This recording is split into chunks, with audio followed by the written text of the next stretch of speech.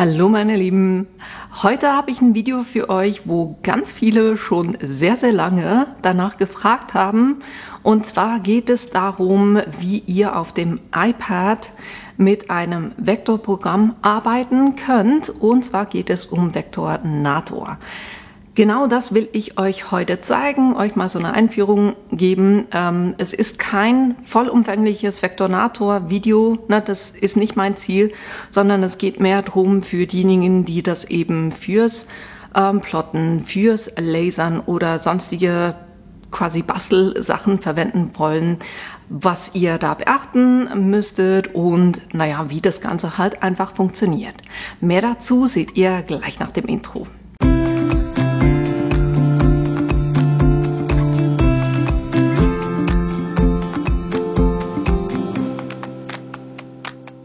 Wie gesagt, um die Software, die es heute geht, ist Vektornator. Ich hatte euch auch schon andere Software gezeigt, zum Beispiel für das pixelbasierte Zeichnen, wo ich sehr gerne Procreate verwende. Eben da findet ihr auch Videos auf meinem Kanal, aber ich habe euch auch Inkscape gezeigt, was eine Gratis-Software ist für auf dem PC. Heute ging es aber eben darum, euch eine Alternative zu zeigen für das iPad, wenn ihr jetzt nicht so wie ich zum Beispiel die Creative Cloud von Adobe habt, weil da habt ihr auch den Adobe Illustrator auf dem iPad, aber eben Vektornator finde ich, wenn man gerade zu bedenken hat, das Ding ist gratis. Da könnt ihr echt wirklich viel machen damit und deshalb wollte ich euch das heute auch zeigen. Ich werde das Ganze mit dem Blickwinkel auf diejenigen machen, die gerne Vektordateien erstellen möchten, also SVG-Dateien, um damit dann zum Beispiel Sachen auszuplotten oder für das Lasern, das heißt starker Fokus auf das Basteln und nicht jetzt irgendwie hier ein Grafikdesign-Thema, sondern wirklich Fokus auf die Bastler unter uns oder Crafter unter uns. Und ich versuche da wirklich so gut wie möglich in die Details reinzugehen, wenn euch das zu langsam ist, weil es wird ein längeres Video heute, damit ich euch alles zeigen kann. Wenn es euch zu langsam ist, ihr könnt immer bei den YouTube-Videos, könnt ihr oben auf den Button klicken und dann könnt ihr zum Beispiel Zweifachgeschwindigkeit eingeben, damit das Ganze auch ein bisschen schneller geht. Ne? Als allererstes, wo finde ich Vektornator und was brauche ich, damit ich den verwenden kann? Da bin ich jetzt auf der Webseite von Vektornator. Scroll da kurz ein bisschen runter und da findet ihr echt super viele Sachen, die beschreiben, wie man das Tool auch noch verwenden kann. Oder auch für Einsteiger. Es ist halt einfach sehr vieles auf Englisch. Deshalb dachte ich, ich mache hier das Video. Von den Voraussetzungen, Vektornator geht auf iPad OS ab der Version 14 und alles oder iOS 14 und alles, was höher ist. Und auf dem Mac geht es ab der Version Big Sur und alles, was höher ist, ja. Und man sieht es hier auch dem Bild so ein bisschen an. Ihr könnt Vektornator nicht nur auf dem iPad nutzen, ihr könnt es tatsächlich eben auch auf dem iPhone benutzen. Wäre jetzt für mich ein bisschen zu klein, ganz ehrlich gesagt, da würde ich genau gar nichts sehen. Aber die das gerne machen, ein bisschen jünger sind als ich, können das natürlich auch gerne machen oder eben dann auch für den Mac. Das zu den Voraussetzungen. Und eben da ich das mit dem iPad zeige, kann ich auch die Frage nicht beantworten, was es für Alternativen gibt für Android-Geräte, weil ich eben ganz bewusst die Apple-Produkte verwende für solche Sachen. Ich mache euch den Link zu dieser Seite hier unten rein, dann seht ihr auch den Download für macOS oder auch hier direkt den QR-Code, damit ihr das dann im App Store runterladen könnt. Wenn ihr dann auf die Startseite geht, dann seht ihr auch schon eure ganzen Projekte und das, was auf der Cloud ist oder auf eurem iPad. Das heißt, ihr könnt euch entscheiden, wo wollt ihr die ganzen Sachen speichern. Dann habt ihr hier eine ganze Lernen-Galerie, wo eben die ganzen Videos auch drin sind. Es gibt auch einen YouTube-Kanal, dann haben wir hier die Neuigkeiten und dann eben alles über Vectornator. Ich bin jetzt auf dem iCloud Drive, da habe ich auch schon ein paar Projekte. Hier oben habt ihr 3 Möglichkeiten, das heißt auswählen, da könnt ihr ein paar Artboards, die ihr schon habt, auswählen. Ihr könnt hier einen neuen Ordner erstellen, hier oben, oder mit dem Pluszeichen könnt ihr sagen, ihr wollt ein neues Dokument, ihr wollt etwas importieren. Er schlägt euch auch schon die zuletzt verwendeten Dokumentgrößen vor. Ich gehe jetzt hier mal auf neues Dokument. Dann seht ihr, dass ihr echt super viele Vorlagen habt und ihr könnt auch eure eigenen Vorlagen erstellen. Ich nehme jetzt hier einfach mal eine A4-Seite. Es wird direkt geöffnet. Ich gehe nochmal zurück, um euch das hier auch zu zeigen. Ich habe zum Beispiel hier eine Datei, die werden wir heute auch noch verwenden. Ich habe einen Ordner angelegt, Tutorial. Ordner anlegen könnt ihr ganz einfach, wenn ihr das nehmt und das hier drauf gebt. Dann erstellt es direkt einen Ordner und dann könnt ihr auch weitere Dokumente da reinmachen auf den Ordner. Dann habt ihr eure ganzen Dokumente hier drin. Und eben, ich habe hier einen bestehenden, das ist ein Artboard, was auch hier reingehört. Deshalb nehme ich das ganz einfach und schiebe das hier in diesen Ordner rein.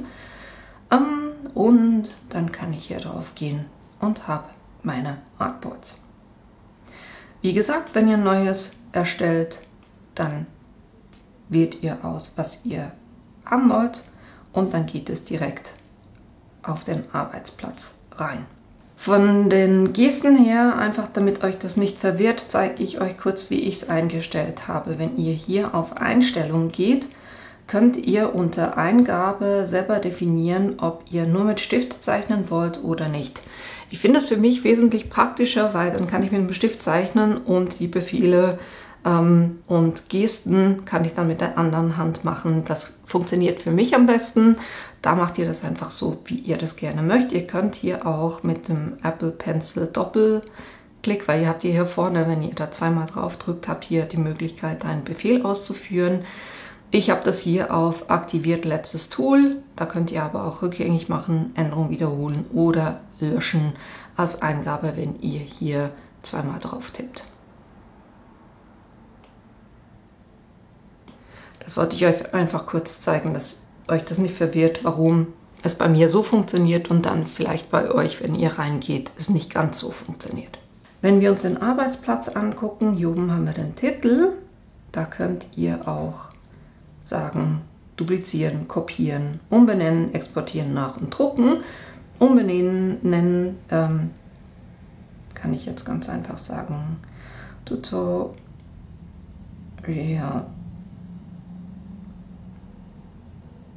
Basics, dann und schon hat das den entsprechenden Namen. Dann haben wir hier auf der Seite sind eure Werkzeuge. Dann hier oben sind quasi ist die Menüleiste. Die könnt ihr individuell einstellen, das zeige ich euch auch noch. Dann haben wir hier Hilfe und weitere Optionen. Und hier drüben sind 3, die zusammenhängen. Das sind einerseits die Einstellungen, eure Ebenen und wenn ihr etwas hinzufügen wollt. Gucken wir uns alles an. Das Schöne ist, also wir starten jetzt mal hier auf der Seite und wenn ihr da drauf tippt und drauf bleibt, wird euch auch angezeigt, was das ist, was es macht und da könntet ihr auch auf weitere Infos draufklicken. Hier sagt er jetzt Auswahl. Wähle Objekte und Gruppen aus, indem du auf sie klickst oder über sie ziehst. Es hat hier ein Untermenü, 3 Punkte im Moment und das ist auch abhängig davon, was ich auf meinem Arbeitsplatz habe, kann das auch sich verändern. Aber die zweite Stufe hier zum Beispiel ist Mehrfachauswahl von Objekten. Hier haben wir Duplizieren-Modus und dann haben wir Durchklick-Modus, das zeige ich euch alles noch. Dann haben wir die Direktauswahl. Auch hier wieder dieselben Befehle oder Subbefehle.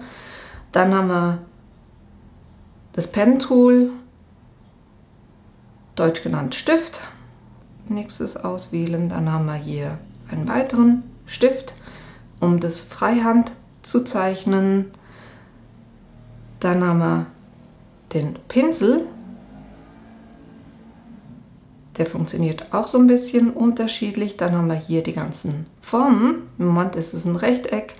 Kann hier natürlich auch mehr noch auswählen und teilweise hier auch noch die Einstellung dazu. Dann haben wir hier den Shape Builder. Und zwar mit das Zusammenfügen oder Sachen zu subtrahieren. Dann haben wir hier ein Texttool. Dann haben wir die Schere, um etwas auszuschneiden. Dann haben wir den Radiergummi, um Sachen zu löschen. Unten haben wir die Farben, und zwar ist es einerseits Fläche, das heißt die Füllfarbe, und andererseits die Konturfarbe, das heißt die Linie um euer Element herum. Gucken wir uns alles noch im Detail an. Hier oben eben die Kurzbefehlliste, die könnt ihr anpassen, indem ihr sagt Symbolleiste anpassen. Und dann könntet ihr noch weitere Symbole hinzufügen. Ich habe jetzt das Maximum, glaube ich, schon erreicht, deshalb kann ich da nichts mehr reinmachen. Aber hier habt ihr zurück wiederholen, ihr habt die Größe von eurem Bildschirm, ihr habt alles auswählen, ausschneiden, kopieren, einfügen, löschen. Das hier ist Stil kopieren, das hier ist Stil einsetzen, das heißt, ich kann den Stil für ein Element definieren, dann sagen Stil kopieren, anderes Element anklicken und dann wird es genauso sein, was Farbe angeht, was Linienbreite angeht und so weiter und so fort. Dann haben wir hier die Ebenen, das heißt aktive Ebene isolieren, diesen Befehl. Eins habe ich übersprungen, das ist Größe anpassen oder nicht. Das sind zwei, die ich noch hinzugefügt habe. Dann haben wir hier Konturmodus, das heißt, die Farben werden weggenommen, die Linienbreite wird weggenommen. Es ist, auf Englisch nennt man das Wireframe, das heißt, es werden wirklich nur die blanken Linien angezeigt. Das ist hilfreich und dann habt ihr eben noch weiter Raster einblenden, ausblenden, Hilfslinien einblenden, ausblenden, Lineal einblenden, ausblenden und ausrichten an. Das sind die Möglichkeiten hier in dieser Symbolleiste. Dann hier bei Hilfe habt ihr Hilfemodus, Lernzentrale, Academy, Gesten- und Tastenkombinationen, wenn ihr da gucken wollt, was es alles gibt. Ich werde euch doch einiges zeigen davon heute. Versionshinweise, das Forum, Feedback, Support, Einführung, neu starten. Das heißt, wenn ihr neu reingeht, wird automatisch eine kleine Einführung gestartet.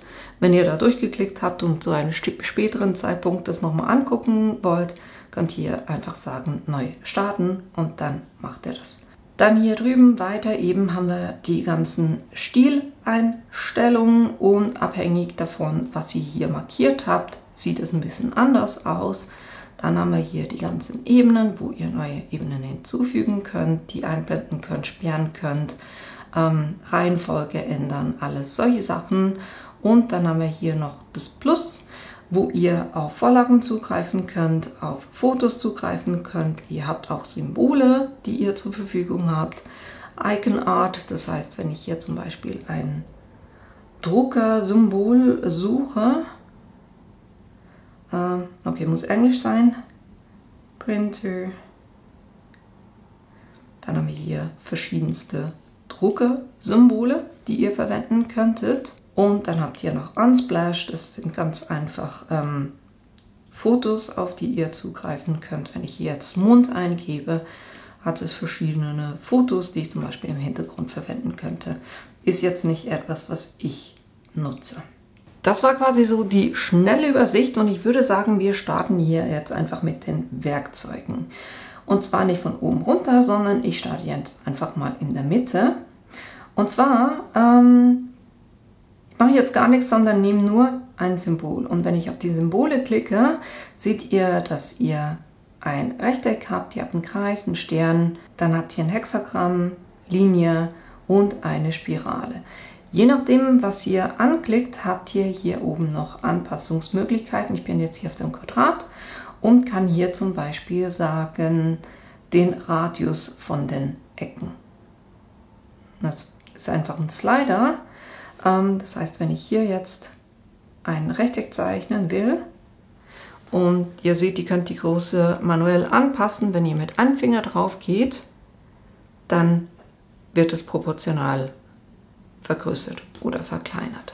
Und hier kommt jetzt auch noch was Neues, nämlich je nachdem, was das Element hier ist, mit dem ich arbeite, habe ich hier unten noch eine Kurzbefehlsliste, die kann eben je nach Element ein bisschen anders aussehen.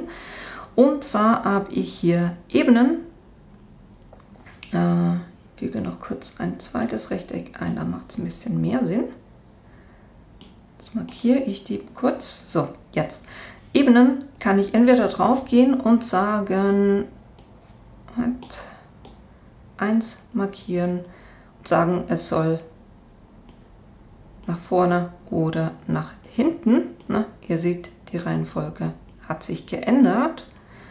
Das kann ich aber auch schon hier vorne machen. Das heißt, ich muss nicht draufklicken und dann schieben, sondern ich kann hier schon über das Symbol quasi drüber streichen. Dann macht es genau das. Hier auch mit der Deckkraft von meinem Element. Ich kann rein und dann die Deckkraft anpassen, kann das aber auch hier vorne machen. Dann haben wir Anordnen in alle möglichen Richtungen oder Ausrichtungen plus dann auch das proportional verteilen. Dann haben wir hier ein Gruppieren, das heißt, wenn ich jetzt zum Beispiel beide markiere, kann ich sagen, ich will es gruppieren. Dann erscheint hier auch ein G, dann wisst ihr jeweils, dass das gruppiert wurde. Dann hat sich das Symbol geändert, weil es ist ja schon gruppiert und dann kann ich sagen, Gruppierung wieder aufheben. Dann haben wir hier jetzt zum Beispiel das Symbol, wo ich sagen kann, Eckradius, mehr oder weniger. Wenn ich beide markiert habe, dann ist hier ein anderes Symbol, nämlich die ganzen boolischen Befehle. Die gucken wir uns dann auch noch im Detail an. Wenn ihr vom Plotten kommt, dann kennt ihr diese Sachen ja schon. Und dann haben wir noch ein Maskieren. Ich gebe jetzt dem hier kurz eine andere Farbe, damit es ein bisschen offensichtlicher wird.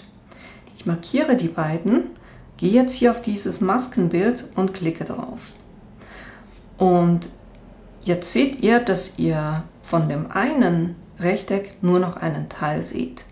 Das ist jetzt nicht wie bei den boolischen Funktionen ausgeschnitten, sondern es ist einfach maskiert. Das heißt, wenn ich hier doppelklicke drauf, seht ihr, es ist immer noch da. Ich kann das jetzt zum Beispiel auch hier rüber verschieben, wenn ich wieder rausgehe, dann sehe ich die Ecke nur hier. Das heißt, es ist jetzt zum Plotten, würde das so nicht funktionieren, weil das ist nicht hier eine Linie, sondern es ist einfach, man hat wie quasi eine Schablone drüber gelegt und ich sehe im Moment nur durch dieses Fenster hindurch. Das ist das, was es ist und das kann ich eben auch wieder aufheben. Und dann habe ich natürlich auch noch ein Löschen. Das sind die Kurzbefehle. Jetzt habt ihr gesehen, ne, bei den Rechtecken kann ich, wenn ich hier auf die Einstellungen gehe, kann ich sagen, wie stark die Abrundung ist von den Ecken. Dann beim Kreis fehlt dieses Symbol wieder, weil ich da keine speziellen Sachen habe, die ich einstellen kann. Kreis auch wieder dasselbe, ne? Freihand oder mit einem Finger drauf und dann wird das schön als proportionaler Kreis quasi eingefügt. Hier die Befehle sind gleich wie beim anderen. Beim Stern habe ich wieder dieses Symbol und diesmal ist es für die Einstellung, wie viele Spitzen das haben soll.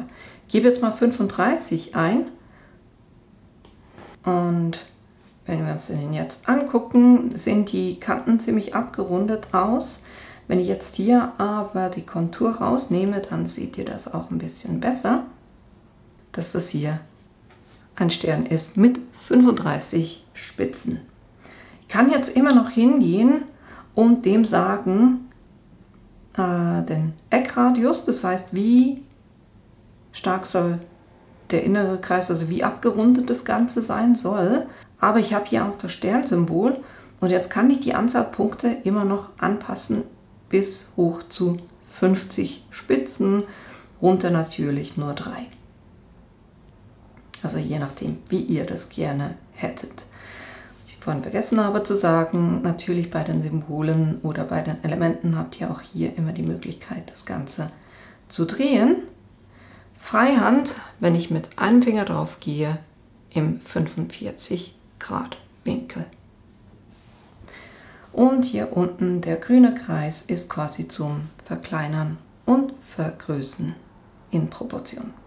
Dann nehmen wir als nächstes das Hexagon, auch hier wieder die Möglichkeit einzustellen, wie viele Ecken es haben soll.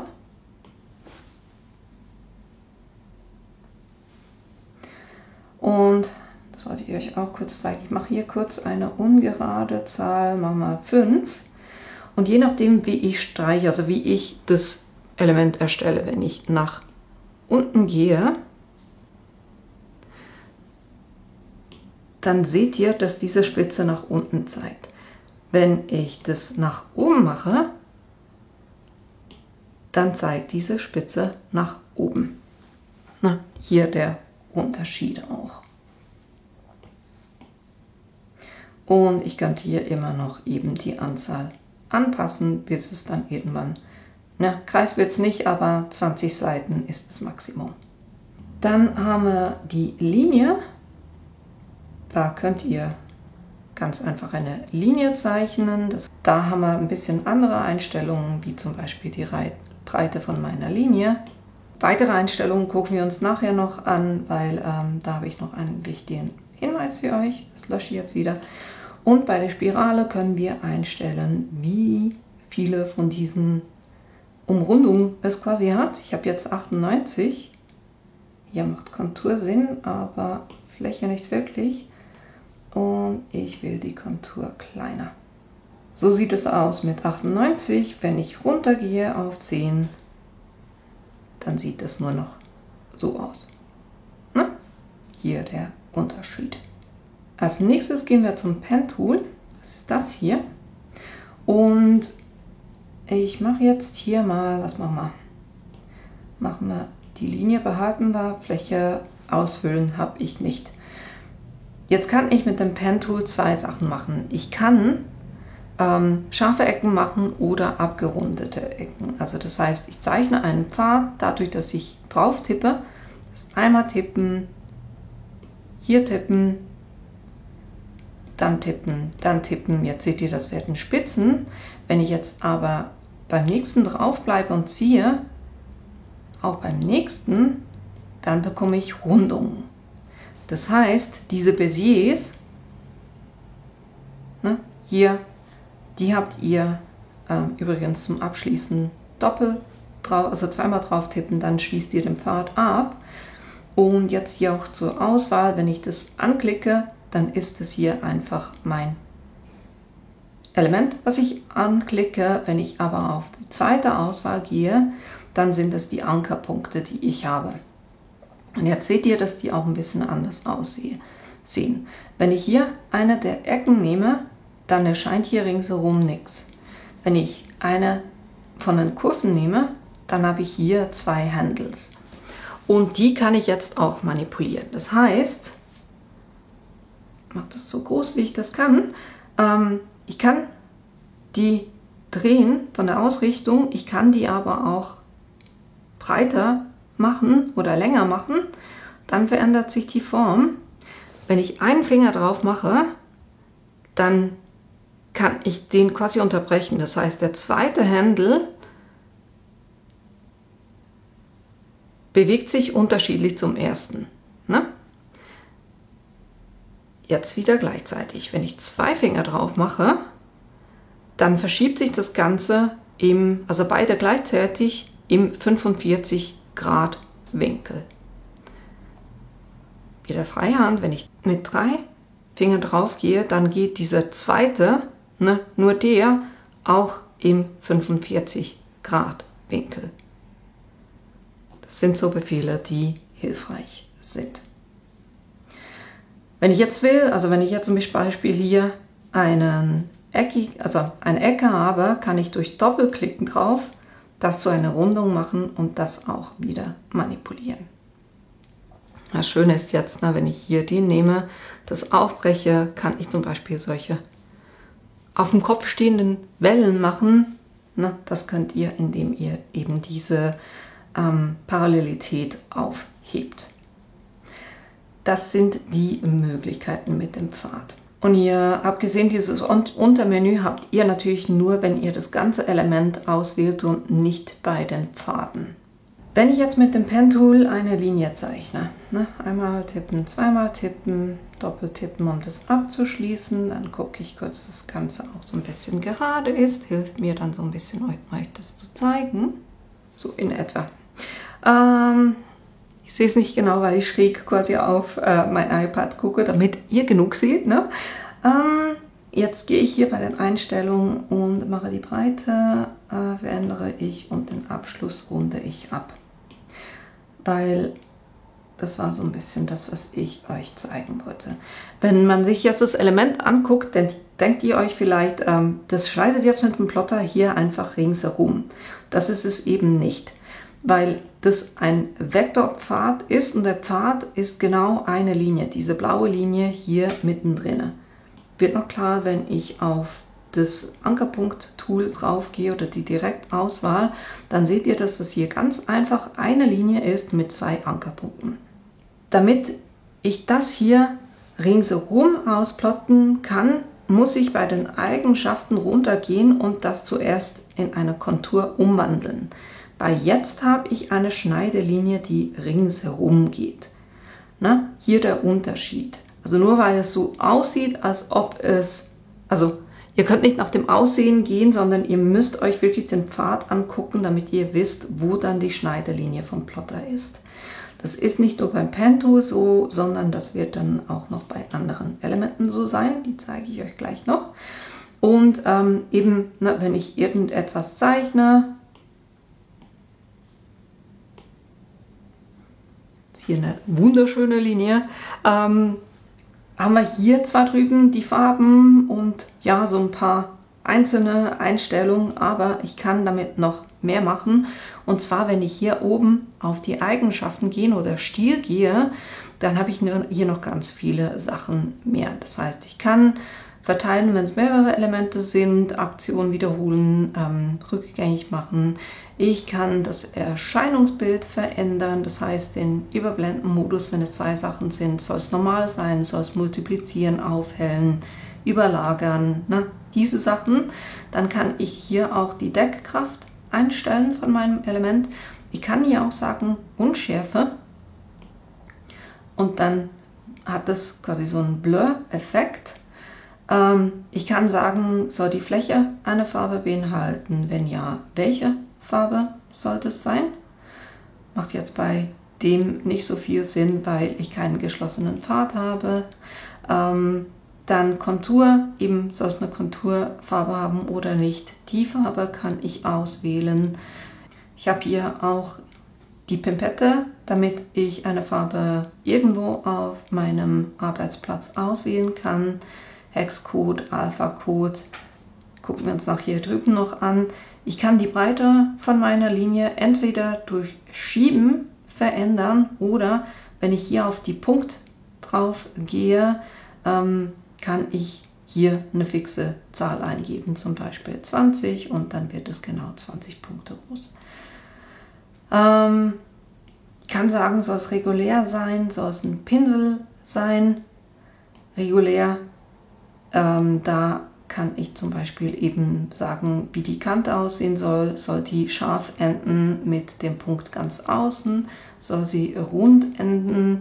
Soll sie quadratisch enden, aber rings um meinen Ankerpunkt herum?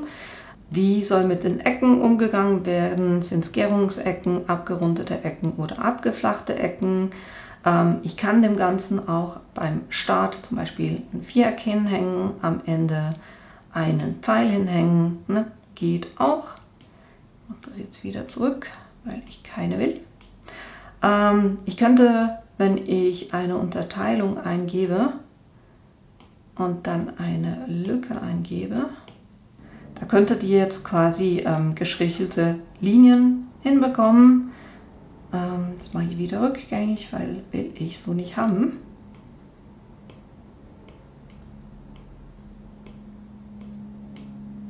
So, dann habe ich wieder eine ganze Linie. Ich kann sagen, ob ich zu dem Element einen Schatten haben möchte. Ich kann auch sagen, was die Schattenfarbe sein soll. Und ich kann auch sagen, ne, wie blass oder wie stark das sein soll. Und ich kann hier sogar sagen, in welchem Winkel der Schatten angelegt sein soll. Ich kann sagen, wie unscharf, also wie verschwommen der sein soll. Na, das ist ganz fest, das ist schon ein bisschen verschwommen, das ein bisschen realistischer ist. Wie groß der Versatz ist, das heißt, wie weit entfernt der Versatz von einem Element ist, bis 50. Das sieht dann zum Beispiel so aus, als ob mein Element dann weiter davon entfernt ist, wo es drauf liegt. Das sind Möglichkeiten. Das ist das. Dann kann ich Pfade, das gucken wir uns nachher noch an, Ankerpunkte hinzufügen, wegnehmen, kann ich aber auch ganz einfach dadurch machen, dass ich, wenn ich in der Direktauswahl bin, hier einfach noch einen hinzufüge. Oder wenn ich sage, ne, den hier brauche ich nicht, kann ich hier oben ganz einfach löschen gehen und dann geht der weg. Ne? Das hier die Möglichkeiten. Text auf Pfad kommen wir noch. Kontur habt ihr gesehen, das ist, wenn ich eine Linie habe, dass ich das Ganze dann in eine Kontur, also in einen Pfad umwandeln kann, der ringsherum geht um mein Element. Wie gesagt, je nachdem, was ich hier ausgewählt habe, sieht das hier ein bisschen anders aus. Ich habe gerade gesehen, dass ihr hier oben auch noch mehr Sachen habt, wie zum Beispiel das Maskieren, Ein-Aus, das Gruppieren von den Ebenen, wo wollt ihr es hin haben, Anordnen, der Eckradius, da könnt ihr den einstellen. Wollt ihr die Form, die Pfade quasi trennen, das wollte ich sagen. Und hier oben, das hier kurz rückgängig, wenn ich jetzt hier diesen Punkt nehme, kann ich, also ich sehe, es ist leicht grau, welche Art von Ankerpunkt es ist, kann ich sagen, nee, ich will den, dass ich nur einen Händel bewegen kann. Ich will den, dass es sich parallel bewegt, oder ich will eine Ecke. Na, das könnt ihr hier auch wählen und natürlich, wo ihr das Ganze platzieren wollt, auf der X- und Y-Achse. So, das war jetzt ganz schön viel zu diesem Pen-Tool, ne? Beim Stift habt ihr hier eine andere Einstellung. Und zwar, ich nehme jetzt den Slider hier ganz runter auf 0. Wenn ich jetzt versuche zu zeichnen, seht ihr, naja, ist jetzt nicht eine wirklich schöne Linie, sondern man sieht halt mein Schlottern so ein bisschen drinne. Wenn ich jetzt aber hochgehe auf 100% und die Bewegung quasi nochmal mache, dann gleicht er mir das schön aus und ich habe eine schöne Welle, also eine schöne gleichmäßige Linie. Hier von den Einstellungen, ich kann die Glättung auch hier einstellen. Erscheinungsbild auch wieder der Kraft Unschärfe, das hatten wir alles schon. Flächenfarbe, Konturfarbe. Wenn ihr euch vorhin gefragt habt, was passiert, wenn ich auf Pinsel gehe, im Grunde genommen wechselt er das Werkzeug. Na, ihr seht jetzt hier drüben, wenn ihr da guckt, was passiert. Eigentlich habe ich hier dieses Tool ausgesucht oder ausgewählt, dieses obere. Wenn ich jetzt auf Pinsel gehe, springt er einfach runter. Na, das ist ein anderes Tool. Von dem her, das gucken wir uns gleich noch an. Dann auch hier wieder die Ecken, die Lücken, also Unterteilung, Schatten, den ich hinzufügen kann. Pfad auch wieder. Und hier unten ist es eigentlich so ziemlich gleich geblieben. Und jetzt haben wir eben noch den Pinsel. Und zwar könnt ihr mit dem Pinsel, müsst ihr nicht diese Punkte machen, sondern ich gebe jetzt hier ist die Einstellung, die Dicke von eurem Pinsel, ne? Nicht die Glättung. Bisschen runter.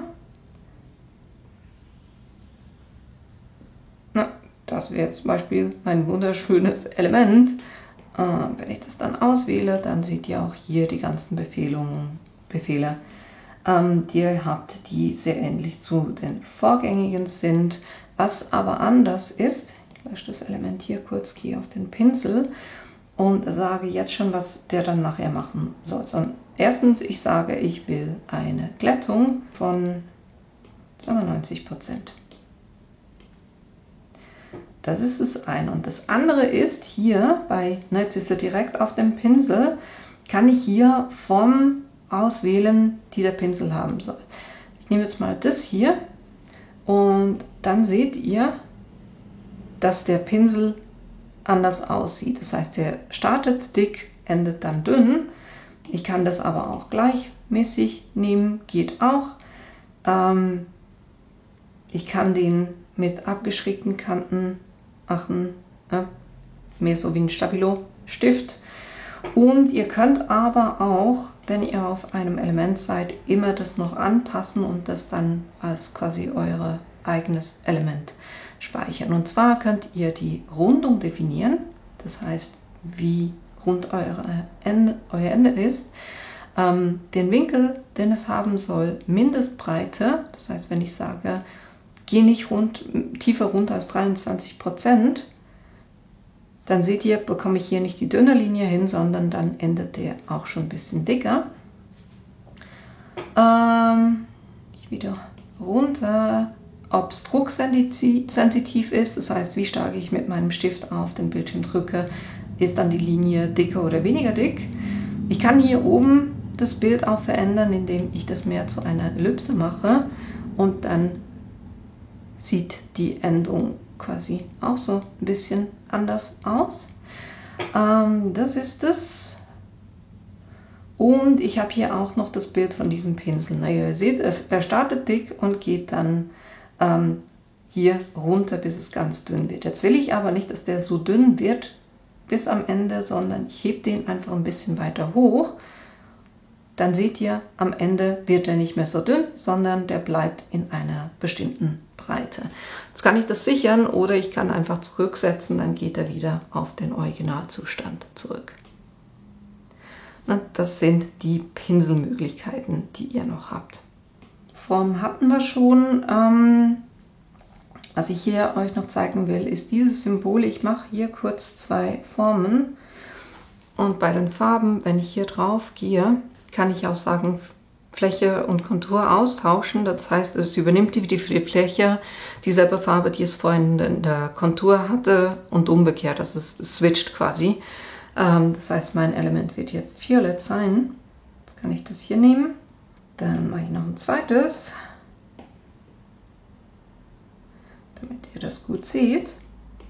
Wenn ich jetzt beide markiere, seht ihr, dass es eine Überlappung hat. Und hier habt ihr eben diesen Shape Builder. Ich bin jetzt auf dem ersten Symbol. Das heißt, wenn ich jetzt hier drüber fahre, ich weiß nicht, ob ihr es gesehen habt. Ich gehe nochmal rückgängig.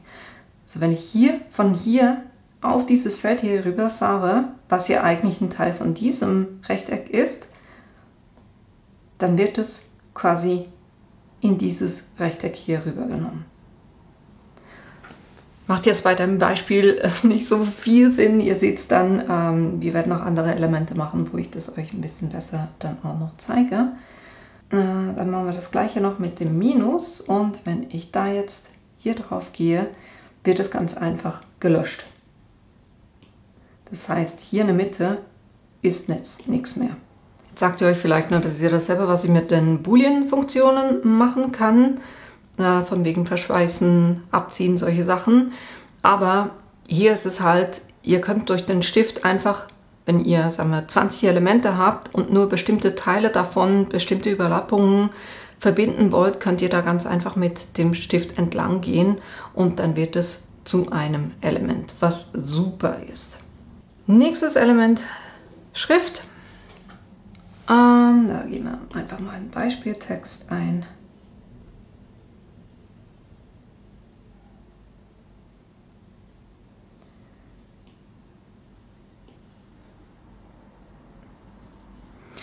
Und jetzt kann ich hier zum Beispiel die Schriftart, die Schriftgröße auswählen oder hier die Ausrichtung, aber bei den Schriften arbeite ich meistens hier mit dem Stil, weil da kann ich ja zum Beispiel die Schriftart auswählen, sage ich hier zum Beispiel Hey Charlie, und das greift auf die Schriften zu, die ihr auf eurem iPad gespeichert habt. Ich kann sagen Regular oder wenn ich noch andere Schriftarten habe, hier gibt es nur ein Regular. Ich kann die Größe festlegen, dick, wenn das zur Verfügung steht mit der Schrift, Kursika, unterstrichen, durchgestrichen, wie soll die Ausrichtung sein, wie soll die Unterschneidung sein, Laufweite, die Zeilenhöhe, wenn ihr mehrere Zeilen habt und so weiter und so fort. Hier wirklich ganz viele Möglichkeiten und was ich euch hier auch wieder zeigen wollte, wenn wir jetzt hier auf den Pfad gehen, seht ihr keine Schnittlinie, weil das eben auch wieder, das ist im Moment ein Text und das würde so nicht geschnitten. Hier ist der Befehl ein bisschen woanders und zwar, wo haben wir den? Hier, Vektor aus Text erstellen. Das heißt, wenn ihr Text, dann Größe, Schriftart und so weiter und so fort, habt ihr hier Vektor aus Text erstellen. Wenn ich jetzt drauf gehe, wird es kopiert.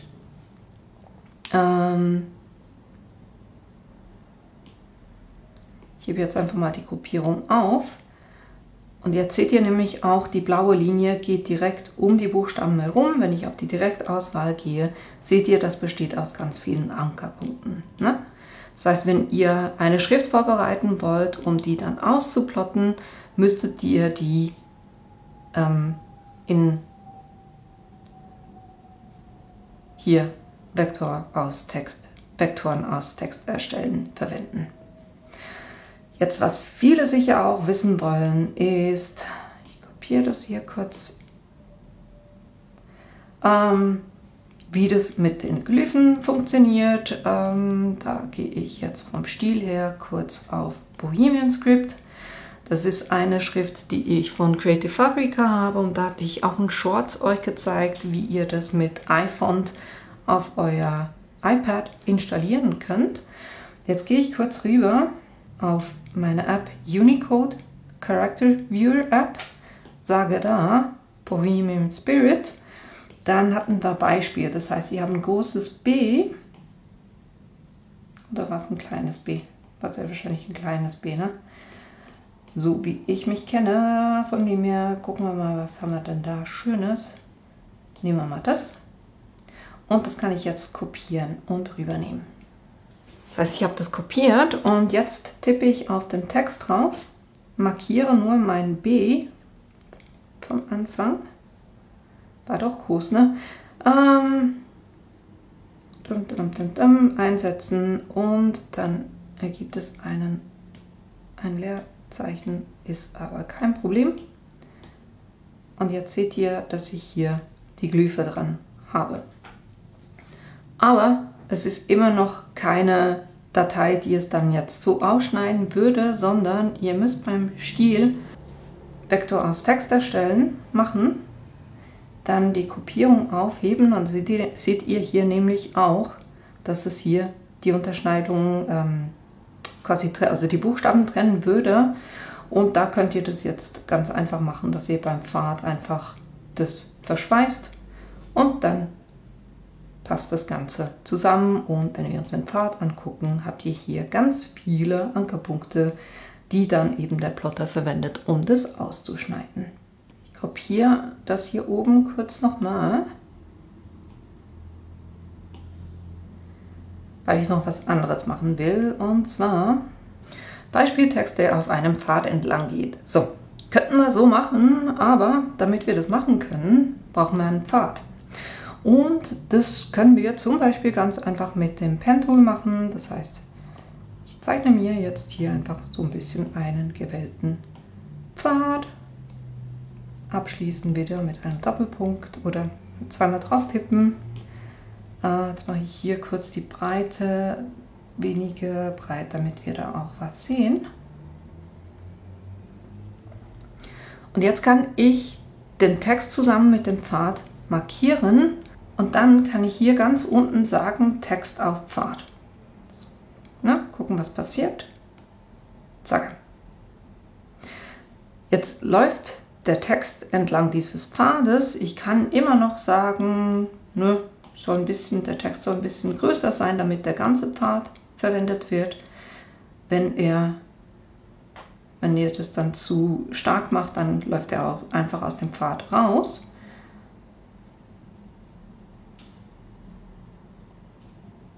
Ihr könnt natürlich immer noch die Schriftart ändern. Ich finde das eigentlich mit dem Hey Charlie gar nicht mal so schlecht. Ja. Also hier diese Möglichkeit. Und was halt das Thema ist, ihr habt immer noch einen Pfad. Das heißt, wenn ich jetzt das Gefühl habe, nee, ich will hier einen ganz, ganz, ganz großen Berg, wo der drüber soll und das aber ein bisschen breiter, kann ich das machen. Ne? Also der Pfad ist immer noch bearbeitbar, solange ich das Ganze nicht umgewandelt habe.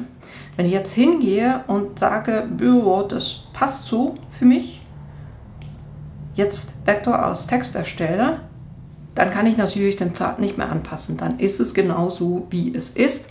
Dafür habe ich dann halt einfach eine Schneiderdatei, wo ich den Text dann so ausschneiden könnte. Sieht jetzt ein bisschen komisch aus, aber wenn ihr euch fragt, na, wie kann ich zum Beispiel Rundungen machen? Hier kurz ganz zurück, bevor ich den Pfad gemacht habe. Den hier löschen wir kurz. Und ich füge einen Kreis ein. Ändere ich hier, dass es die Fläche nicht gefüllt ist. Mache das hier so rein und dann markiere ich diese beiden und sage jetzt nochmal Text auf Pfad. Dann seht ihr, dass er entlang von diesem Kreis geht. Das heißt, was auch immer ihr gerne für eine Form habt, ihr könnt wunderbar den Text entlang von dieser Form laufen lassen. Und ihr könnt hier sogar sagen, wo er starten soll. Ne? Das sind alles Möglichkeiten. So, jetzt kommen wir, das war jetzt das ganze Thema mit den Texten. Jetzt kommen wir hier noch so ein bisschen zum Manipulieren von Elementen. Und hier oben, bei der Direktauswahl hatten wir gesagt, wir haben hier 3 Menüpunkte. Wenn ich etwas auswähle, habe ich sogar mehr. Was sind das für welche? Das hier, Mehrfachauswahl, ihr könnt zum Beispiel alles auswählen, indem ihr einfach drüber fahrt. Aber wenn das nicht aktiviert ist, die Mehrfachauswahl, dann ist, wenn ich klicke, dann habe ich das ausgewählt. Wenn ich hier drauf klicke, habe ich das ausgewählt. Wenn ich jetzt aber sage mehrfach, dann kann ich das anklicken, es ist ausgewählt, das anklicken und dann sind beide ausgewählt. Das ist dieses Mehrfachauswahl. Hier dieses Kopieren finde ich eine super praktische Sache, habt ihr jetzt auch schon ein paar Mal gesehen. Das heißt, wenn ich ein Element nehme, das entweder verschiebe, dann erstellt es gleich eine Kopie davon, oder wenn ich die Größe verändere, dann wird auch hier eine Kopie davon erstellt. Ne? Dafür ist dieses Kopieren, wenn das aktiv ist. Wenn ich jetzt das Ganze hier gruppiere, und dann ist alles in einer Gruppe drin. Wir haben hier ein G. Jetzt möchte ich aber gerne auf eins hier draufklicken können. Natürlich kann ich immer doppelklicken und in den Isoliermodus rein. Dann kann ich das auch machen. Aber wenn ich jetzt einfach quasi durch die Gruppe durchgreifen will, also wie in die Tüte reingreifen will, ohne die zu öffnen und eins auszuwählen, kann ich hier dieses Symbol anklicken, der Durchklickmodus. Jetzt kann ich auch eines der Elemente auswählen. Das ist manchmal auch praktisch. Ich habe jetzt hier die Gruppe wieder auf, damit ich die wieder einzeln habe. Dann habe ich hier ein Symbol, das ist das Rotationstool. Und zwar ist das praktisch, wenn ich, Moment, wie zeige ich euch das am besten? Ich mache jetzt hier kurz, deaktiviere das, mache hier eine Ellipse draus, verschiebe die hier kurz ein bisschen raus, damit wir was sehen. Und jetzt habe ich dieses Element. Und wenn ich jetzt rotiere, dann rotiert es sich von seinem quasi Mittelpunkt aus, das automatisch festgelegt wurde. Und auch das Vergrößern, Verkleinern. Ne? Wenn ich jetzt aber sage, hier Rotationsmodus ist ein zusätzlicher Punkt erschienen. Der hier in der Mitte, das ist nämlich mein Ankerpunkt. Wenn ich den jetzt hier rausschiebe, zum Beispiel in die Mitte vom äußeren Ende und jetzt rotiere, dann rotiert er hier um diesen Ankerpunkt herum und nicht mehr um die Mitte herum. Das ist teilweise extrem bequem, zeige ich euch nachher ein Beispiel, wo ich das auch gleich anwenden werde. Und ja, eben diesen Punkt könnt ihr immer dahin verschieben, wo ihr den gerade am besten gebrauchen könnt. Oder eben wieder in die Mitte. Skaliermodus ist auch, hier habt ihr einen Ankerpunkt. Wenn er in der Mitte ist, wird aus der Mitte heraus vergrößert. Wenn ich den zum Beispiel in diese Ecke gebe und das Element vergrößere, dann seht ihr, bleibt es hier stehen und es geht von da aus, geht die Vergrößerung. Wenn ich jetzt zu den Ankerpunkten gehe, habe ich ja auch diese Auswahlmöglichkeiten. Und zwar, wenn ich einen Punkt auswähle, und ich kann immer nur einen quasi so anklicken, Mehrfachauswahl kann ich mehrere anklicken und dann einfach sagen, ne, geh in diese Ecke hoch zum Beispiel. Das ist super praktisch. Dann wäre auch hier das Durchgreifen oder die Rotation und das Vergrößern, die sind hier auch mit drin. Das würde ich sagen, wäre es in etwa. Jetzt dupliziere ich das kurz, um euch die Schere oder den Unterschied zwischen Schere und Radiergummi zu zeigen. Beim Ohrenelement nehme ich jetzt die Schere, dann werden meine Ankerpunkte aktiv und ich kann zum Beispiel sagen, Moment, ich muss kurz noch ein paar Ankerpunkte hinzufügen, sonst macht das hier nicht allzu viel Sinn. So, nochmal, Schere. Jetzt kann ich sagen, ich will den Ankerpunkt und den Ankerpunkt von da weg, schneide es weg. Wenn ich das jetzt auswähle, seht ihr, dass es genau da zwischen diesen beiden Ankerpunkten die Trennung gemacht hat. Anders beim Radiergummi. Wenn ich den Radiergummi auswähle und da kann ich die Größe festlegen, jetzt einfach irgendwie drüber fahre, dann wird es hier quasi aufgetrennt, aber es ist immer noch ein Element. Na, wir haben zwar zusätzliche Schneiderlinien, aber es ist immer noch ein Element. Das heißt, hier immer so ein bisschen die Frage, was braucht ihr? Na, was genau will ich machen? Ich habe gerade gemerkt, dass ich Surfboards erstellt habe. Ne? So, das war das. Was wir uns noch nicht so genau angeguckt haben, ist hier die Farben. Ihr habt eben Fläche, wo ihr sagen könnt, einfarbig oder Verlauf. Bei einfarbig ist immer die vorherige Farbe und die neue Farbe, ne, die ich hier auswählen kann. Ich kann mit dem Regler arbeiten, mit der Transparency. Ich habe verschiedene Paletten zur Auswahl. Hier ist die ich als Favorit festgelegt habe. Ich kann mit den Reglern arbeiten, wenn ich RGB so gerne festlegen möchte. Ich kann aber auch Hue, Saturate und Brightness auswählen, wenn ich lieber damit arbeite. Ich kann den Hexwert eingeben. Paletten hat es ganz viele und wenn ich jetzt eben will, dass ich eine der Paletten vorne habe, dann kann ich hier einfach sagen, als Primärpalette verwenden. Ich kann es jetzt nicht auswählen, weil ich die schon habe. Wechseln wir hier kurz dahin.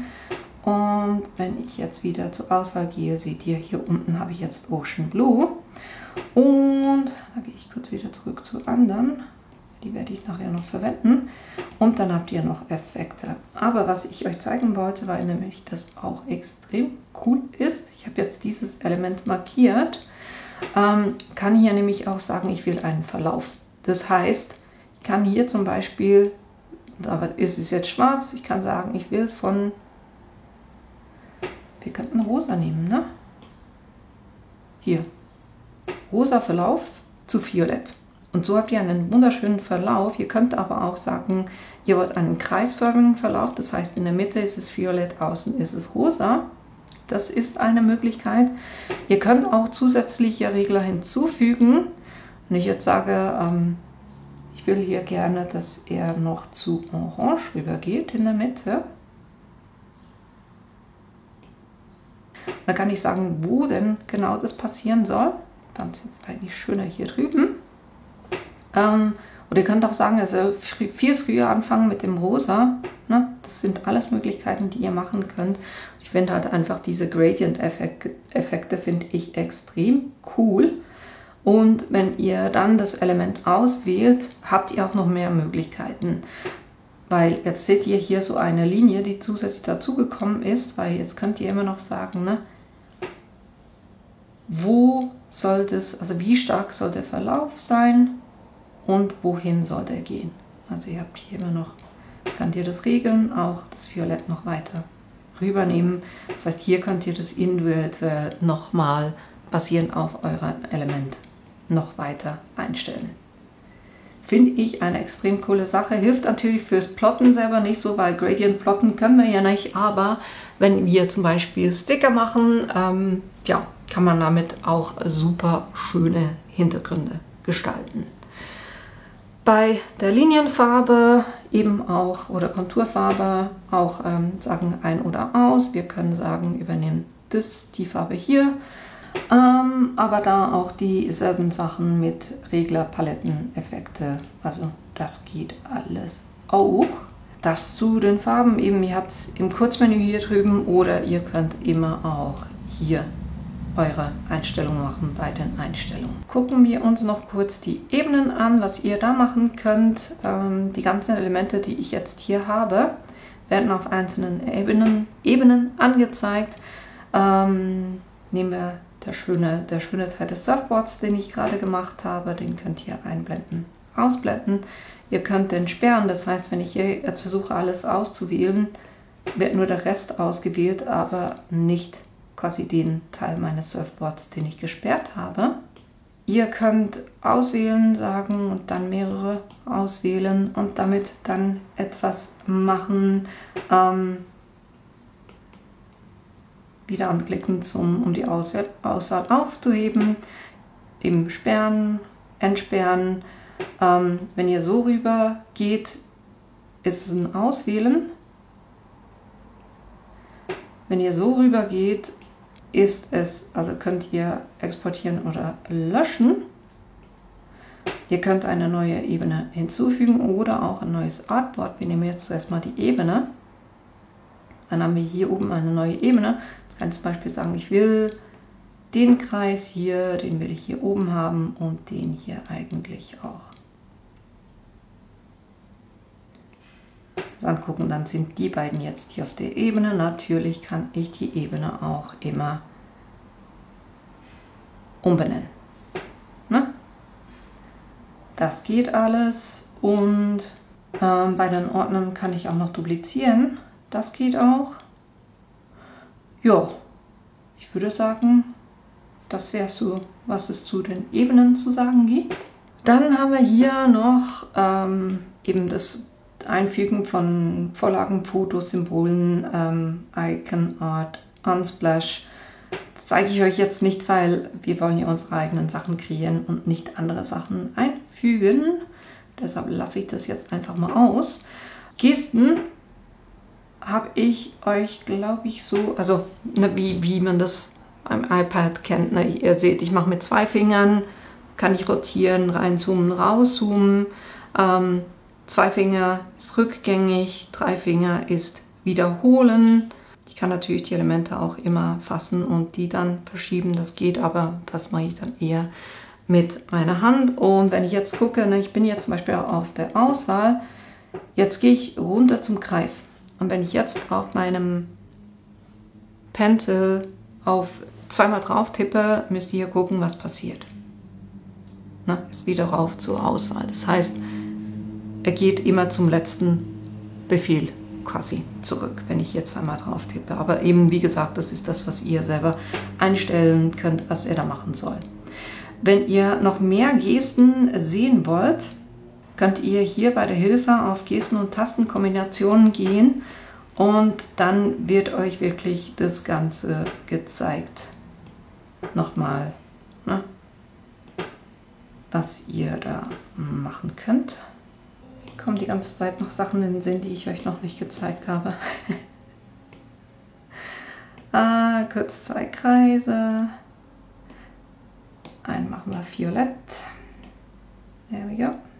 Bisschen heller. Sieht man jeweils auch ein bisschen besser. Gebe den hier dazu und davon mache ich jetzt ein paar kopieren. Das heißt, ich habe die markiert, gehe hier auf Duplizieren. Das heißt, wenn ich verschiebe, werden die dupliziert. Ich kann das natürlich auch mit allen 4 machen. Unterschieben, 1, 2, 3, 4. Jetzt mache ich noch einen, damit ich euch zeigen kann.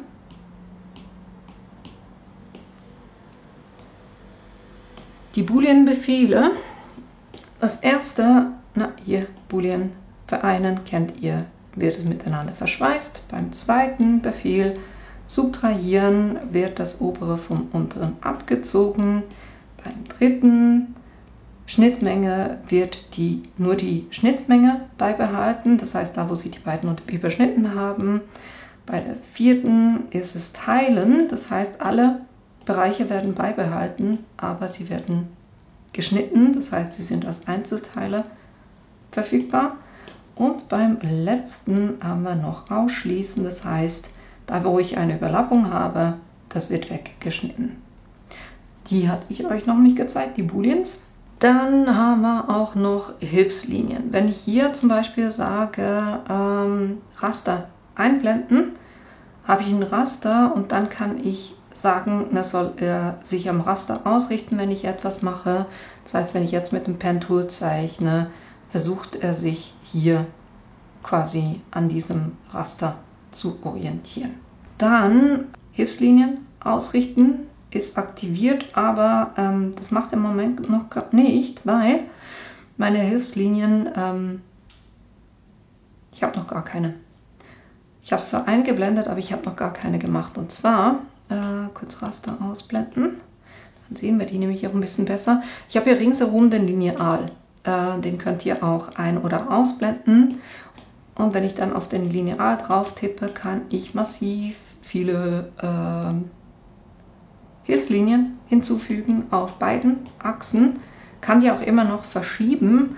Wenn eine zu viel ist, kann ich die ganz einfach raus. Also ich gehe drauf auf dieses graue Teil und ziehe die ganz einfach raus.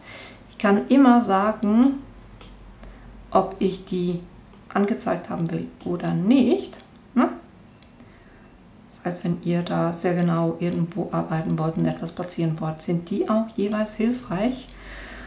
Beim Raster habt ihr gesehen, da kurz die Hilfslinien rausnehmen, dann seht ihr das auch ein bisschen besser. So, Raster sind jetzt Vierecke. Mehr kann ich nicht machen. Ich kann sagen einblenden oder ausblenden. Was ich aber machen kann, hier oben haben wir Artboard und Raster. Wenn ich da drauf gehe, kann ich sagen, soll das Raster angezeigt werden? Wie groß soll der Abstand sein? Und dann aber auch, will ich ein isometrisches Raster haben. Das heißt, diejenigen, die meine Procreate-Videos schon gesehen haben zum Raster, zum isometrischen Zeichnen, das könnt ihr hier drin auch machen. Und wenn es um zusätzliche Artboard geht, wir hatten bis jetzt eigentlich immer auf einem gearbeitet. Ich kann hier sagen, ich will bei den Ebenen, ich will ein neues Artboard.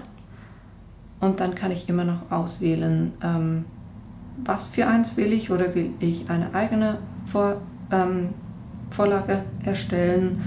Ich nehme jetzt hier, ich nehme ein A5.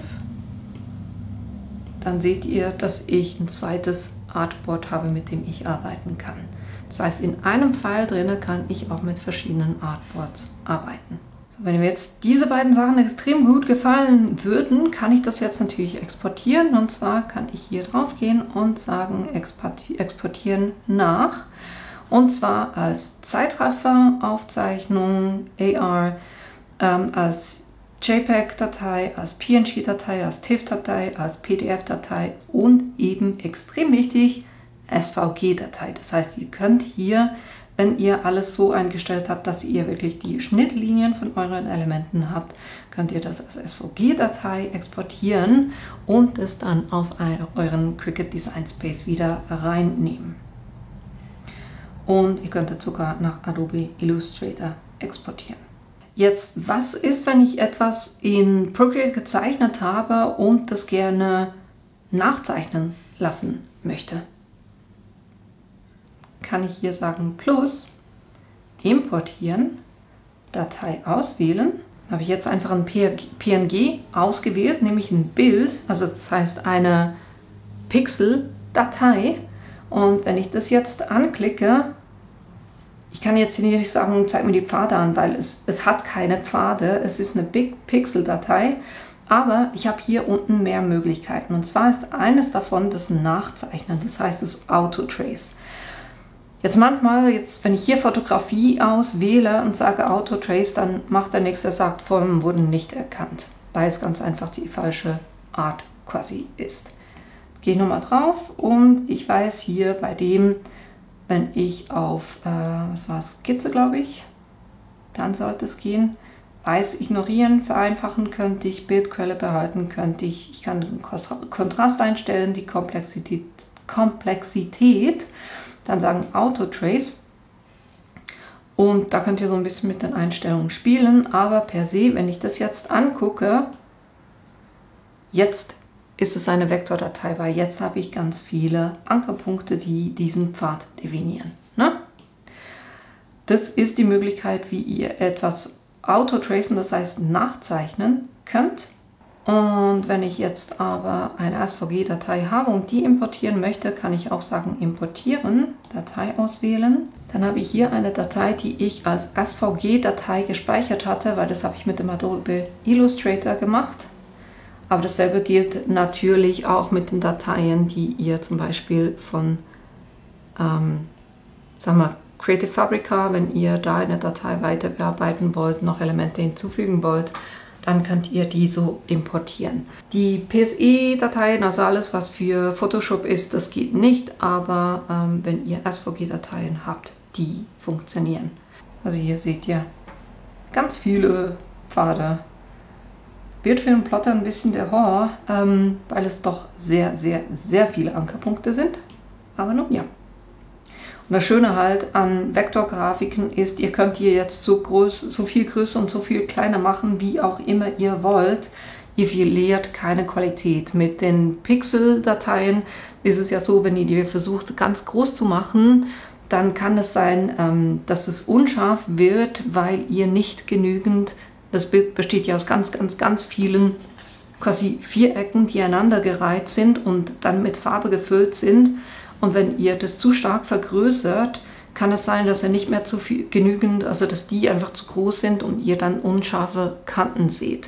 Deshalb das Schöne halt hier mit Vektordateien auch zu arbeiten. Das heißt, selbst für, also ich mache SVG-Dateien nicht nur fürs Plotten, sondern je nachdem, was für eine Art von Grafik oder Zeichnung ich machen will, macht eine Vektorgrafik mehr Sinn als eine Pixelgrafik. Auch ein Tipp, den ich euch noch geben wollte, ich habe hier zum Beispiel einen Schmetterling und da bei solchen Sachen, die auf beiden Seiten gleich aussehen, macht es Sinn, wenn man das nur einmal zeichnet. Dann könnt ihr hier auf Duplizieren gehen, das Ganze markieren, rüberschieben. Ich mache da jeweils den Finger drauf, damit es auf derselben Höhe bleibt. Und dann sage ich hier bei den Eigenschaften oder beim Stil, ich will das horizontal spiegeln und dann kann ich das ganz einfach wieder, also den Körper quasi übereinander legen. Dann habe ich ja jetzt zwei Körper, von dem her lösche ich einen und schon habe ich meinen Schmetterling fertig, ohne dass ich beide Seiten separat zeichnen musste. Das ist so ein Tipp. Und das andere ist, wie mache ich das jeweils? Wie gehe ich jeweils vor? Ich mache das für mich so, dass ich in Procreate drinne jeweils mit einem Bleistift das so ein bisschen vorzeichne, was ich genau haben will. Und dann hole ich das quasi als Bild rein und mache das von der Transparenz her, gucke ich, dass das nicht zu stark, also dass man das nicht zu stark sieht. Ich bin hier bei 20% reicht mir eigentlich, dass ich das Ganze noch sehe. Dann sperre ich diese Ebene, damit da nichts mehr passiert und dann arbeite ich quasi auf neuen Ebenen und dann gucke ich für mich jeweils einfach, welches von diesen Tools funktioniert jetzt gerade am besten. Zum Beispiel, wenn ich diese Verstrebung machen will. Nehme jetzt, upsie, Fläche nehme ich raus. Ich will nur die Kontur, und zwar will ich hier so ein Rosa haben. Dann gucke ich kurz. Neue Ebene machen. Sorry, jetzt haben wir es. Wie dick das ist und wie transparent, das ist alles gerade nicht so, wie ich es haben will. Ich will eine volle Deckkraft haben. Ich will, dass das Ende jeweils abgerundet ist und eigentlich ist es auch schon zu breit, der Strich. Ich würde sagen, so reicht das für mich. Jetzt lösche ich das hier kurz, weil er hat jetzt eigentlich sich die Einstellung, die ich jetzt gerade gemacht habe, hat es sich gemerkt. Jetzt so viel hier bei dem Fahrrad, kann ich zum Beispiel sagen, ich klicke hier und ich tippe hier, Pen Tool. So, ich tippe hier und dann tippe ich hier, weil das ist eine gerade Linie. Hier habe ich so ein bisschen einen Bogen, upsie, doppelklicken nicht vergessen. Hier habe ich so ein bisschen einen Bogen drin, das heißt einmal tippen, hier mache ich so ein bisschen, also ich bleibe drauf, verschiebe, mache so ein bisschen einen Bogen, gehe hier hoch, doppelklicken, fertig. Dann hier eins von oben runter, das ist eigentlich wieder gerade, doppelklick, fertig. Dann habe ich hier eine Verstrebung, da bis da, doppelklick. Was haben wir noch? Hier oben vom Lenker geht es eigentlich runter, gerade bis hier. Hier habe ich eine kleine Kurve drin. Dann hier runter bis in den Mittelpunkt. Und wenn es nicht perfekt ist, ihr könnt immer noch diese Linie ja verschieben, dass es dann wieder so aussieht, wie ihr das gerne haben möchtet. Auch hier, das passt mir noch nicht ganz so, das ist ein bisschen zu stark. Und dann kann ich auch noch hier die Ankerpunkte ein bisschen verschieben. Den hier ein bisschen reinnehmen, damit der nicht drüber hinaus schießt. Und so habe ich jetzt quasi schon, wir können hier hinten noch, ich mache noch mal eine Linie und zwar diesmal ein bisschen dünner. Hier hinten für den Gepäckträger. Das heißt, ich starte hier, gehe hier hoch gerade, dann hier mal eine kleine Kurve rein. Dann gehe ich hier rüber, da wieder gerade bis hier, dann runter, doppelklicken. Jetzt kann ich das immer noch so ein bisschen anpassen, das Ganze hier, damit es auch für mich schöner aussieht. So. Passt eigentlich für mich. Jetzt sind es ja alles Linien, das heißt, ich muss die alle ändern auf Kontur. Und jetzt sind es aber Einzelteile. Jetzt kann ich hier über den Shape Builder gehen beim Plus und kann ganz einfach hier drüber fahren, damit das alles zu einem Element wird. Zack, und schon habe ich mein Gerüst vom Fahrrad. Und so zeichne ich das quasi nach. Kann euch noch ein anderes Beispiel geben. Das Fahrrad oder das Rad vorne macht für mich am meisten Sinn, wenn ich sage, das hat keine Fläche, sondern nur einen Kreis und den hätte ich doch gerne dunkler, weil es ist ja der Reifen. Kann ich mal testen, wie das aussieht. Ein Finger drauf, damit das alles gleich bleibt. Kontur will er immer noch haben, das will ich aber nicht. Dann wählen wir das kurz aus, damit wir das so ein bisschen verschieben können. Was ich jetzt noch kurz mache, ist, die Breite anzupassen auf ungefähr die Breite des Reifens, die ich haben will. Dann kann ich das noch so ein bisschen größer machen. So, jetzt haben wir einen Reifen. Den dupliziere ich jetzt kurz. Und zwar mache ich den einfach ein bisschen kleiner.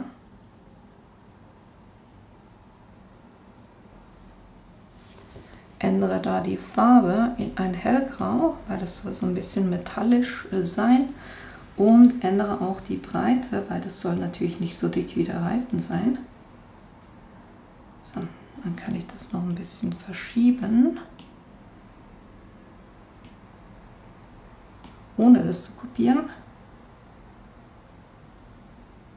Passt eigentlich gerade perfekt. Dann mache ich noch einen kleinen Kreis hier in der Mitte.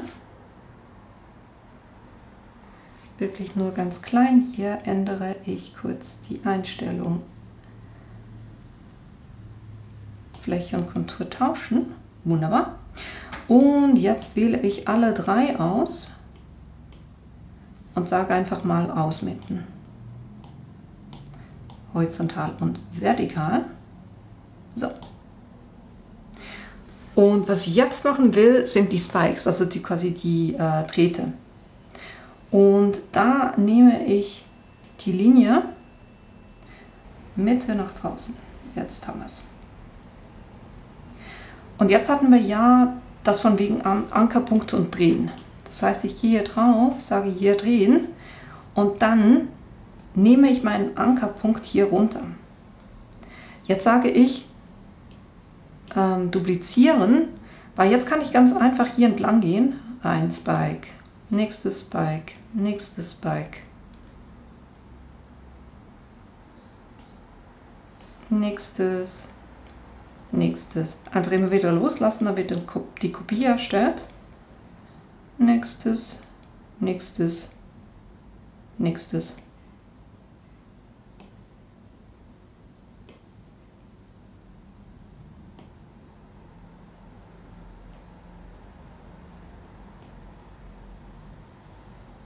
So, dann habe ich hier mal alle. Und jetzt wähle ich das hier alles aus, nur nicht das Bike. Kurz gucken, dass ich den Rahmen nicht habe. Das hier will ich nicht. Sondern nur all diese Teile. Respektive den Reifen will ich auch noch nicht. So, diese Teile alle, da gehe ich hin und sage, mach eine Kontur. Und dann sage ich verschweißen. So habe ich quasi das Innere vom Fahrrad und dann beim Reifen sage ich natürlich auch Kontur, weil den brauche ich auch aus Kontur. Dann kann ich die beiden Sachen kopieren. Und jetzt kann ich eigentlich hingehen, auch wieder sagen duplizieren und das ganz einfach hier rüber schieben. Und dann habe ich schon meinen zweiten Reifen. Ist nicht wirklich da, wo er sein soll, aber und das kann ich dann noch ein bisschen korrigieren. Aber das sind alles so Tricks, da bekommt ihr dann so ein bisschen ein Gespür dafür, was muss wo sein. Jetzt habe ich hier das Fahrrad, das Gerüst muss natürlich vor dem Reifen sein. Macht mehr Sinn. Das heißt, von den Ebenen sage ich jetzt einfach, komm nach vorne. Dann ist das Gerüst vor quasi noch eins nach vorne. Ach so, speziell. Moment. Jetzt hat es vorhin nicht richtig verbunden. Machen wir nochmal hier das. So. Jetzt ist es vorne. Hier zum Beispiel, wenn ich mir angucke, dass da wo das Tretlager drin ist, da würde ich jetzt zum Beispiel 2 Kreise machen. Nehmen wir das dunklere Rosa. Ja, das hier. Mache einen Kreis. Zuerst einen größeren und dann einen kleineren. Also machen wir es hier vorne. Großen Kreis, hinten kleinen Kreis. Dann platziere ich die gleich richtig da, wo ich das haben will. Und dann gehe ich mit dem Pen Tool ganz einfach hier von hier nach hier, nach hier, nach hier und wieder schließen. Jetzt ist die Linie natürlich extrem breit und eigentlich will ich keine Kontur, sondern ich will eine Fläche. There we go. Und jetzt kann ich das immer noch so machen, dass ich das genau sehe, wo muss das sein. Die Ankerpunkte ein bisschen verschieben, dass das hier schön auf der Höhe vom Kreis liegt. Dann kann ich die 3 markieren.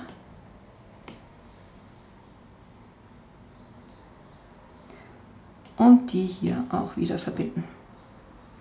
Und ich gucke mir jeweils an, habe ich jetzt noch extrem viele zusätzliche Ankerpunkte, die ich nicht brauche. Die lösche ich einfach kurz hier.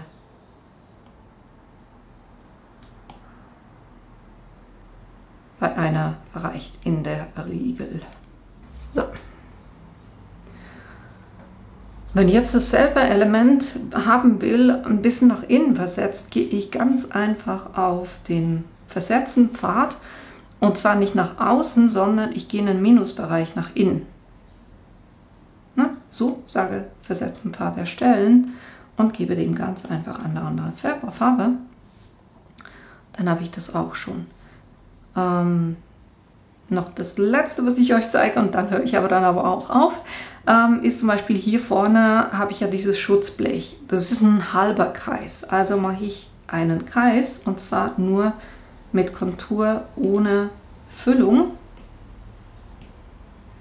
Das Blech will ich tatsächlich in diesem dunklen rosa Ton. Breite geht es ja wahrscheinlich ein bisschen hoch. Jetzt mache ich mal einen Kreis.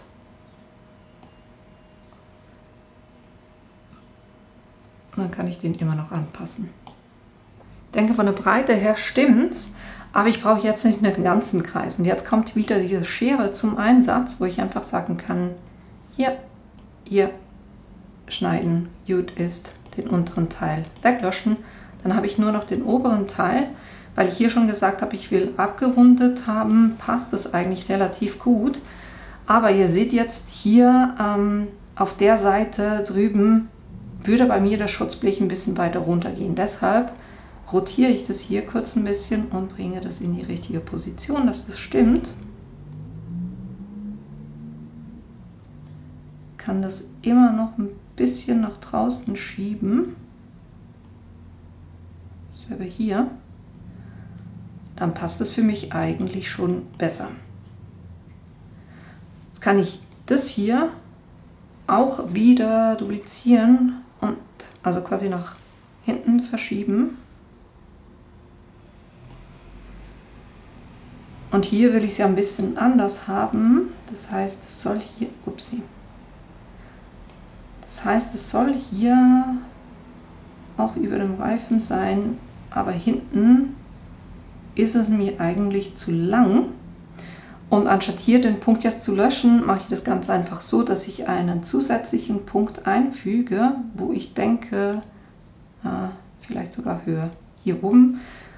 Weil dann kann ich hier auf den Punkt drauf gehen, den löschen, den Punkt drauf gehen, löschen und dann ist mein Schutzblech quasi weiter oben.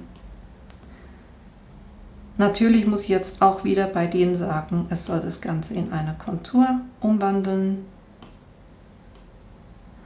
Und das Gestell quasi kommt ein bisschen in den Vordergrund.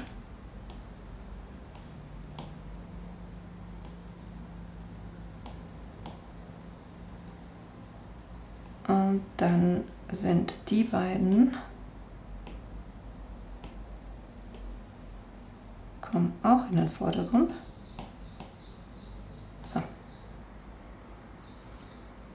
Ihr seht jetzt, ich habe mit erklärt, aber so kriegt ihr eigentlich wunderbar solche Dateien hin. Und ich finde es eigentlich einfacher, fast so zu zeichnen, als pixelbasiert zu zeichnen, bin ich ganz ehrlich. Ich blende jetzt kurz das aus, was ich jetzt gemacht habe, plus die Skizze. Ich zeige euch kurz, was ich gemacht habe. Na, das war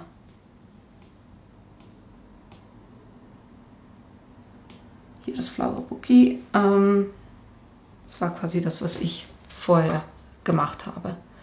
Also, ne, sowas bekommt ihr hier wunderbar hin. Wie gesagt, ich zeichne in der Regel zuerst in Procreate einfach eine Skizze mit einem Bleistiftpinsel und dann mache ich das, also exportiere ich das einfach als PNG importiert es hier wieder, macht das eben im Hintergrund, nehmt die Transparenz ein bisschen runter und dann kann ich quasi anfangen zu zeichnen und da eben, je nachdem, was ich mache, dann das entsprechende Tool auswählen. Ich hoffe, das war jetzt hilfreich für euch, dass es euch so ein bisschen eine Idee auch gegeben hat, wie ich dann konkret damit arbeite. Ja, und ansonsten wirklich hoffe ich, dass überhaupt der Überblick, den ich euch heute gegeben habe, dass der hilfreich für euch ist, dass diejenigen, die schon sehr, sehr lange und sehr oft danach gefragt haben, ja, dass das ist, was ihr euch erhofft hattet. Im Allgemeinen natürlich, dass euch allen das Video gefallen hat und dass ich euch in einem meiner nächsten Videos wiedersehe. Bis bald! I wake up from the sunshine on my face, so dehydrated, don't know what to say.